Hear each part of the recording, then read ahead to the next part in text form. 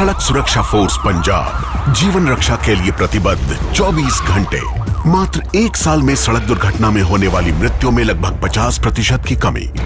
कुछ समय पहला मेरे भरा ਦਾ ਐਕਸੀਡੈਂਟ ਹੋਇਆ ਸੀ। ਸੜਕ ਸੁਰੱਖਿਆ ਫੋਰਸ ਨੂੰ ਕਾਲ ਕੀਤਾ 112 ਨੰਬਰ ਤੇ। ਵਿਦਿਨ 5 ਮਿੰਟਾਂ ਦੇ ਵਿੱਚ ਇਹਨਾਂ ਨੇ ਆ ਕੇ ਮੇਰੇ ਭਰਾ ਦੀ ਜਾਨ ਬਚਾਈ। ਜੇ ਉਹ ਨਾ ਮੈਨੂੰ ਉੱਥੋਂ ਚੱਕਦੇ ਤਾਂ ਹੋ ਸਕਦਾ ਸੀ ਮੇਰੀ ਮੌਤ ਹੋ ਜਾਂਦੀ।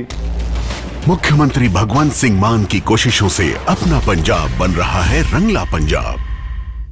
लगभग 40 करोड़ लोग इस कुंभ के महोत्सव में सम्मिलित होने के लिए आ रहे हैं। ये 50 दिन का जो ये मेला पर्व चलेगा, इसमें 13,000 गाड़ियों का संचालन करने जा रहे हैं।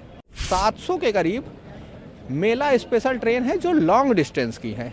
आम जनता है उनको ध्यान में रखते हुए हम लोग 1800 के करीब शॉर्ट डिस्टेंस मेला स्पेशल ट्रेन चलाएंगे, जो लगभग 200-300 किलोमीटर की रेंज में लोगों को ट्रेवल कराएंगी। सर, महाकुंभ 2025 का आगाज़ होना है और इसको लेकर रेलवे की तरफ से क्या क्या तैयारियां की गई हैं और लोगों के लिए क्या क्या विशेष सुविधाएं रेलवे जो है मुहैया कराएंगे। देखिए, महाकुंभ एक बहुत बड़ा अवसर है, बहुत बड़ा रेलवे के लिए, प्रदेश के लिए, देश के लिए, और न केवल हमारे देश का बल्कि देखा जाए तो यहाँ पे दुनिया के कोने कोने से लोग आते हैं। बहुत बड़ा लोगों का आस्था का जुड़ाव है। इसके लिए भारतीय रेल पूरी तरह से तैयार है। सबसे पहली आवश्यकता लोगों की होती है जब भी वे रेलवे प्रीमाइसेस में आते हैं कि उन्हें एक सुविधा के साथ एक ट्रेन मिल सके जो उन्हें उनके गंतव्य तक पहुँचा दे। हम लोग पूरे मेला अवधि के दौरान, अगर 45 दिन का मेला पीरियड है प्लस अगर 2-3 डेज प्लस माइनस करें तो लगभग ये 50 दिन का जो ये मेला पर्व चलेगा, इसमें 13,000 गाड़ियों का संचालन करने जा रहे हैं, जिसमें हमारी 10,000 रेगुलर गाड़ियां होंगी और 3,000 हमारी स्पेशल गाड़ियां होंगी।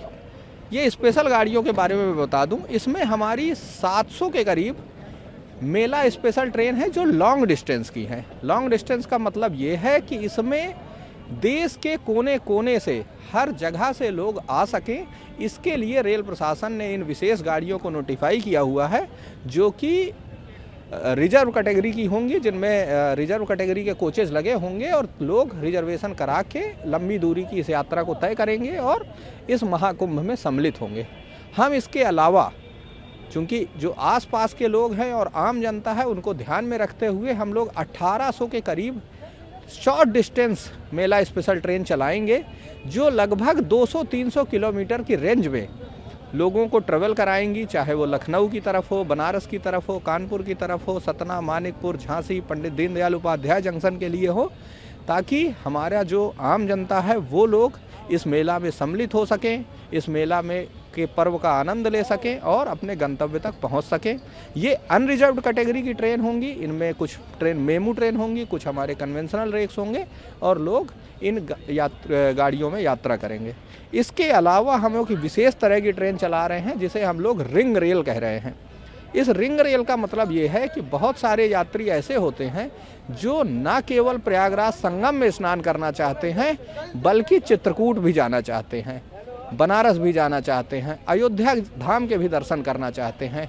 ऐसे लोगों के लिए हम लोग ये रिंग रेल सर्विस चला रहे हैं, जो एक सर्किट में मूव करेंगी। जैसे वो प्रयागराज से ओरिजिनेट होंगी, बनारस होते हुए, अयोध्या होते हुए वापस प्रयागराज आएंगी। इसी तरह प्रयागराज से ओरिजिनेट होंगी, गोविंदपुरी होते हुए, चित्रकूट होते हुए वापस प्रयागराज आएंगी।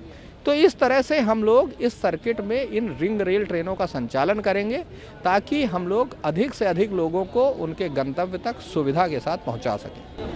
सर, लोग आएंगे, लाखों की संख्या, अफरा तफरी ना हो, सब कुछ सामान्य तरीके से चले, लोग वापसी भी सकुशल जा सके, इसके लिए किन तरह के आप लोगों ने सुविधाएं कर रखी हैं? क्योंकि अमूमन कंट्रोल रूम आप लोग बनाते हैं, तो उसकी क्या विशेषता रहेंगी? दूसरा, जो लोग यहाँ आएंगे उनके रहने का या रुकने की क्या व्यवस्था की रेलवे की तरफ से है? देखिए, अभी आपने कहा कि इसमें लाखों की तादाद में लोग आएंगे, तो मैं थोड़ा सा आपको करेक्ट कर दूं, लाखों नहीं, इसमें करोड़ों की तादाद में लोग आएंगे। हम लोग जो हमें अनुमान दिया गया है सिविल एडमिनिस्ट्रेशन की तरफ से, वो ये है कि लगभग 40 करोड़ लोग इस कुंभ के महोत्सव में सम्मिलित होने के लिए आ रहे हैं, और उनमें से जो भी लोग रेल के द्वारा अपनी यात्रा करना चाहते हैं, उनमें क्राउड मैनेजमेंट एक बहुत बड़ा सब्जेक्ट है। क्राउड मैनेजमेंट हम लोग उसके लिए पूरी तरह से तैयार हैं। लोगों का मूवमेंट हम लोग यूनी डायरेक्शनल रखेंगे। मतलब ये है कि बहुत सारे हम रिस्ट्रिक्शंस इम्पोज करेंगे ताकि लोगों का मूवमेंट यूनी डायरेक्शनल हो, लोग क्रिस क्रॉस मूवमेंट ना करें, कोई आपस में उनमें टकराव की स्थिति ना हो। जैसे अगर हम प्रयागराज जंक्शन पे खड़े हैं तो प्रयागराज जंक्शन में केवल और केवल मेला पीरियड में जो पीक डेज हैं, जो हमारे नहान के दिन हैं, उनसे एक दिन पहले और 2 दिन बाद की जो अवधि है उसमें एंट्री केवल लीडर रोड साइड से यानी सिटी साइड से होगी और एग्जिट केवल और केवल सिविल लाइन साइड में होगा, ताकि लोग आपस में उनके आमने सामने आने की स्थिति ना हो।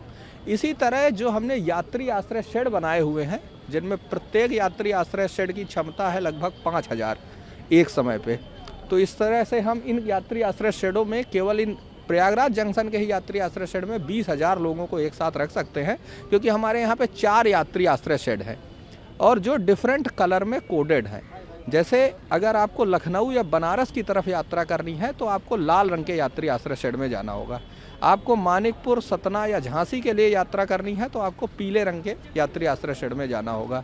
आपको अगर पंडित दीनदयाल उपाध्याय के लिए यात्रा करनी है तो नीले रंग के यात्री आश्रय शेड में जाना होगा और कानपुर की डायरेक्शन के लिए हरा यात्री आश्रय शेड है, ताकि लोगों का डायरेक्ट एक्सेस उस समय हम प्लेटफॉर्म पे रिस्ट्रिक्ट कर देते हैं, ताकि प्लेटफॉर्म की एक लिमिटेड क्षमता होती है, उससे अधिक अगर लोग वहां पहुंच जाएंगे तो प्लेटफॉर्म पे स्थिति अप्रिय हो सकती है। तो हम लोग सारे लोगों को पहले यात्री आश्रय शेड में ले जाएंगे, वहाँ से हमारे RPF, GRP, वाणिज्य विभाग के लोग और हमारे वॉलंटियर्स बहुत सारे, वो लोग लोगों को गाइड करते हुए पहले से हमारे जो प्लेटफॉर्म है वो भी फिक्स होते हैं। जैसे हम उनको डायरेक्शन वाइज नॉमिनेट कर देते हैं कि हम इस डायरेक्शन के लिए इसी प्लेटफॉर्म से गाड़ी चलाएंगे। यहाँ से उनको वो गाइड करते हुए उस प्लेटफॉर्म पे ले जाएंगे और उनको प्लेटफॉर्म में सकुशल बोर्ड कराएंगे, ताकि वो लोग अपनी ट्रेन पकड़ सकें और कहीं पे भी उनका किसी तरह का क्रिस क्रॉस मूवमेंट ना हो, किसी भी तरह से कोई उसमें अफरा तफरी की स्थिति ना उत्पन्न हो। हमारे जो यात्री आश्रय शेड हैं, चाहे हमारे प्लेटफॉर्म हो, इनमें हमने सारी जो भी बेसिक एमिनिटीज़ हैं, चाहे वॉशरूम की फैसिलिटी हो, ड्रिंकिंग वाटर की फैसिलिटी हो, मेडिकल असिस्टेंस हो, हमारे टिकटिंग काउंटर हो, वो सारी चीज़ें वहाँ पे प्रोवाइड की हुई हैं, ट्रेन का डिस्प्ले हो, सारी चीज़ें वहाँ पे प्रोवाइड रहेंगी, ताकि लोगों को किसी भी तरह की असुविधा ना हो। वो उस प्लेटफॉर्म पे अपने यात्री आश्रय शेड में रहते हुए अपनी यात्रा सही तरीके से प्लान कर सकते हैं। सर, क्योंकि कुंभ में हर उम्र के लोग आएंगे तो आपको इलाज ज़रूरत होता है, और जब भीड़ होती है तो लोग घबरा भी जाते हैं, उस दौरान सांस ऊपर नीचे। ऐसे में रेलवे की तरफ से मेडिकल की क्या क्या सुविधाएं आप लोग मुहैया कराएंगे, ताकि जो लोग बीमार भी पड़े तो वो सुरक्षित अपने घर जा सकें और उनको तुरंत इलाज भी मिल सके? देखिए, स्वास्थ्य एक बहुत बड़ा चैलेंज है। मौसम ठंडा है, अभी और ठंडे पड़ने की उम्मीद है, भीड़ भी काफ़ी अधिक संख्या में होती है, बहुत सारे लोगों की आस्था भी जुड़ी होती है कि वो बिना कुछ खाए पिए स्नान करेंगे, जिसके कारण भी थोड़ा उनको कुछ नाश्ता करने या खाना खाने में समय भी हो जाता है। तो इन सारी परिस्थितियां ऐसी होती हैं कि जिसके कारण कई बार लोगों के स्वास्थ्य के बिगड़ने की संभावना हो जाती है।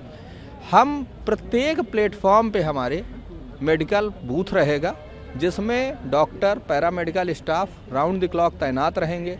हमारे हर यात्री आश्रय शेड पे मेडिकल टीम रहेगी विद प्राथमिक उपचार पेटी के साथ, ताकि लोगों को प्राथमिक चिकित्सा तुरंत ही वहाँ पे उनके प्लेटफॉर्म पे या यात्री आश्रय शेड में दी जा सके। लेकिन जो हमारा अनुभव रहा है 2019 का, उसमें ऐसा भी रहा कि कुछ लोग की स्थिति ज़्यादा गंभीर हो जाती है, और चूंकि भीड़ बहुत ज़्यादा होती है तो उन्हें तुरंत ही नज़दीकी अस्पताल में ट्रांसफ़र करना भी संभव नहीं होता है, उसमें भी टाइम लग जाता है। इसलिए हम लोगों ने प्रयागराज जंक्शन पे, नैनी, छौकी, सूबेदारगंज, प्रयाग जंक्शन, इन सभी जगहों पे हमने ऑब्जर्वेशन रूम बनाया है। कैपेसिटी सभी की अलग अलग है, लेकिन अगर जैसे प्रयागराज जंक्शन की बात करें तो यहाँ पे 6 बेडेड हमारा ऑब्जर्वेशन रूम है, जो एक तरह का मिनी ICU है। यहाँ पर जो एक तरह से सेकेंडरी मेडिकल या जो थोड़ी सी गंभीर स्थिति के लोग हैं, उनका इलाज करने के लिए हमारी पूरी टीम, डॉक्टर्स की टीम, पैरामेडिकल की team with all equipments available रहेगी राउंड द क्लॉक। और हम लोग ये इंश्योर करेंगे कि किसी भी तरह से किसी भी यात्री को ऐसी स्थिति ना आए कि वो मतलब उसे प्राथमिक चिकित्सा के अलावा द्वितीयक चिकित्सा भी अगर आवश्यकता हो तो उसे यहीं पे मिल सके।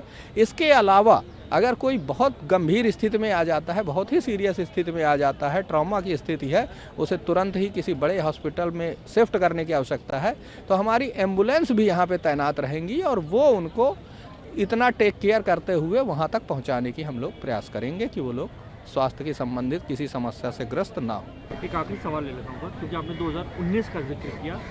रेलवे ने 2019 से जो कुंभ हुआ उससे क्या सीखकर आप लोग 2025 में उसको इम्प्लीमेंट करेंगे, क्या उस पर भी थोड़ा सा अगर आप बिल्कुल बिल्कुल, हम लोगों ने अपना देखा जाए तो क्षमता विस्तार के कार्य बहुत सारे किए हैं। जो हमारे 19 का चूंकि कुंभ और आज महाकुंभ है, तो एक तरह से उसमें क्वांटम जंप है, लोगों की अपेक्षाएं बहुत ज़्यादा हैं, संख्या बहुत ज़्यादा हो जाएगी, तो हमने हर जगह अपना क्षमता विस्तार किया है। जैसे हमने अपने यात्री आश्रय शेडों की संख्या में बढ़ोतरी की है, उनकी क्षमताओं में बढ़ोतरी की है, उनमें जो एमिनिटीज़ थी उसमें बढ़ोतरी की है। इसके अलावा हम लोग नंबर ऑफ़ ट्रेन्स की अगर बात करें तो जो हमने पिछली बार चलाई थी उसकी तुलना में स्पेशल ट्रेन का नंबर करीब हमारा 4 गुना हो रहा है। तो इस तरह से हम संख्या में भी बढ़ोतरी कर रहे हैं। हमने जो हमारे शहर में देखा जाए तो लेवल क्रॉसिंग गेट्स बहुत सारे थे, और ये लेवल क्रॉसिंग गेट्स कहीं ना कहीं रोड को और रेल के ट्रैफिक को दोनों को ही नुकसान पहुंचाते हैं, बाधा पहुंचाते हैं, क्योंकि जब रोड का ट्रैफिक निकल रहा होता है तो रेल के ट्रैफिक को रुकना पड़ता है, और जब रेल का ट्रैफिक निकल रहा होता है तो रोड के ट्रैफिक को, तो दोनों का मूवमेंट स्मूथ हो, सुरक्षित हो। इसके लिए हम लोगों ने यहाँ पे लगभग 450 करोड़ रुपए की लागत से 21 लेवल क्रॉसिंग गेट का एलिमिनेशन कर दिया है और प्रयागराज क्षेत्र को पूरी तरह से ट्रैफिक गेट मुक्त कर दिया है। तो इस तरह से आधारभूत संरचना के बहुत सारे कार्य किए गए हैं, पैसेंजर एमिनिटीज़ के बहुत सारे काम किए गए हैं, नंबर ऑफ़ ट्रेन्स में विस्तार किया गया है।